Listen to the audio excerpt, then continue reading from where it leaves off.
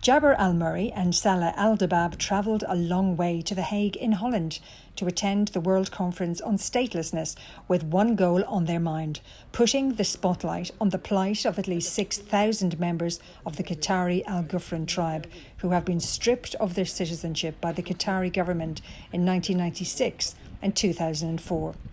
This tragedy has left their tribesmen stateless and dispersed all over the world.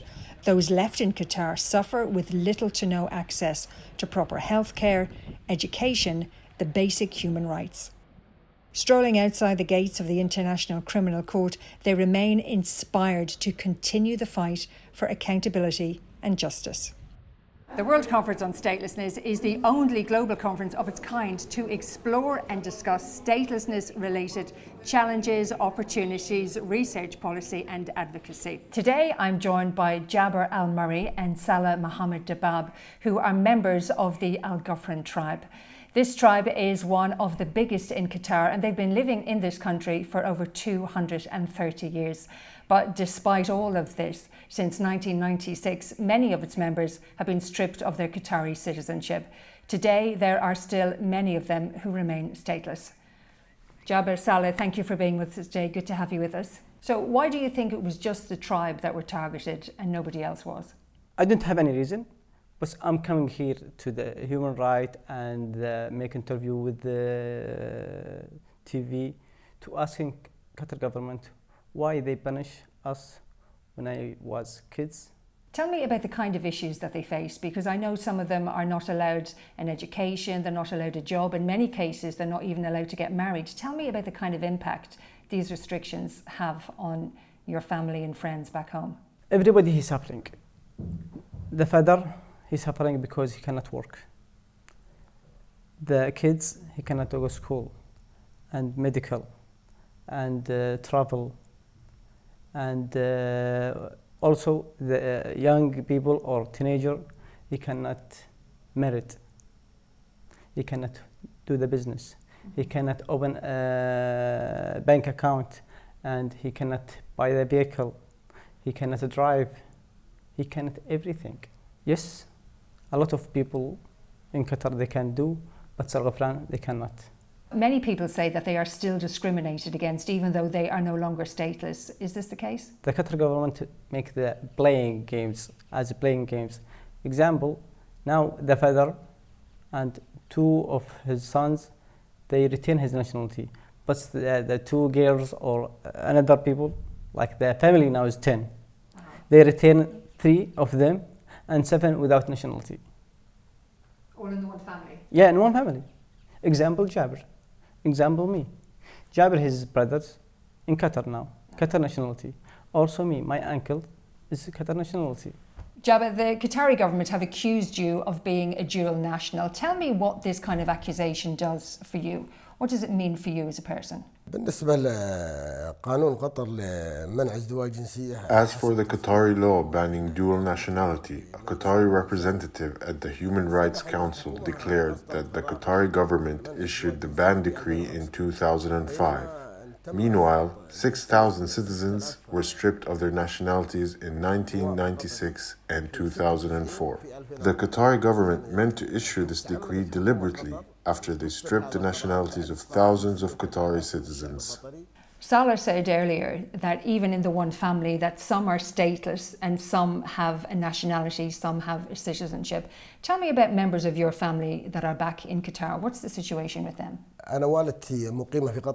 My mother, brothers and sisters live in Qatar, as well as my direct relatives. The Qatari government deprived me of the right to see my family and caused ongoing family divisions for 23 years since 1996 until now. I have not been allowed to visit my family for 23 years. This is a tragic issue, and we will call on the international community to interfere to solve this problem in order to stop this crime against humanity. What do you think the international community could do and should be doing to highlight the case of what's happening in Qatar at the moment? إسقاط الجنسية هذا تسبب بحرمان النساء والشابات من الزواج. Stripping the nationality deprived women of getting married, receiving education, health care, religious practices, even the simplest right like having a SIM card.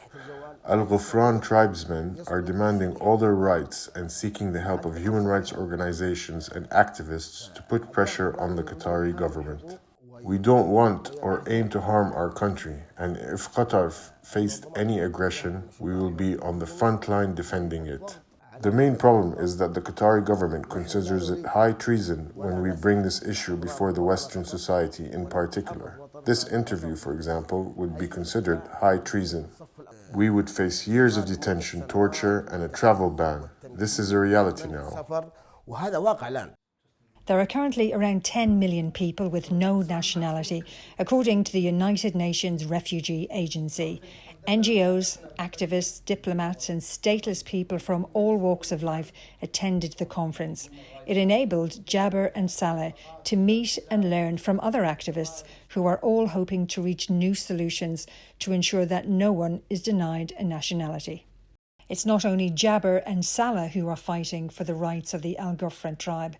Earlier this year, other members of the stateless tribe came together in Geneva to protest the ongoing injustice and to remind the international diplomatic community that many of them are separated from their families inside Qatar, such as Jabir, who has not been able to see his elderly mother for years while she still lives in Qatar. That's my grandfather. He's died. He's died in 1995. He was died. He's old man. They stripped his nationality when he was dead. Do you know why? The reason when they stripped the nationality of people like it was died because we know he died, but his family, his sons, first generation and second generation, they stripped all of them. But we said the human rights, we stripped one. Yes, they are not one. See, he was date of birth 1923. Place of birth Qatar, and Qatar statehood or independence in 1971. So he before the government about 50 years. At the same time, we launched this campaign in 2014. We're now halfway into the campaign. Mm-hmm. We have seen remarkable steps taken in many locations in the world to try and identify the problem of statelessness. It's hard to solve something, hard to end it if you don't know where it is. Mm-hmm. So that's a first step. Many states, including in the European context, have adopted statelessness determination procedures to identify who's at risk, who is stateless, and then to bring solutions. We feel we wouldn't have launched this campaign if we didn't think it was doable. In terms of just ending statelessness, it is very, very simple. You give somebody a nationality. At this point, I'm happy to confirm that Kyrgyzstan ended statelessness on its territory as of 4th of July 2019. It happened through joint efforts of the government and civil society, assisted by the international community and UNHCR.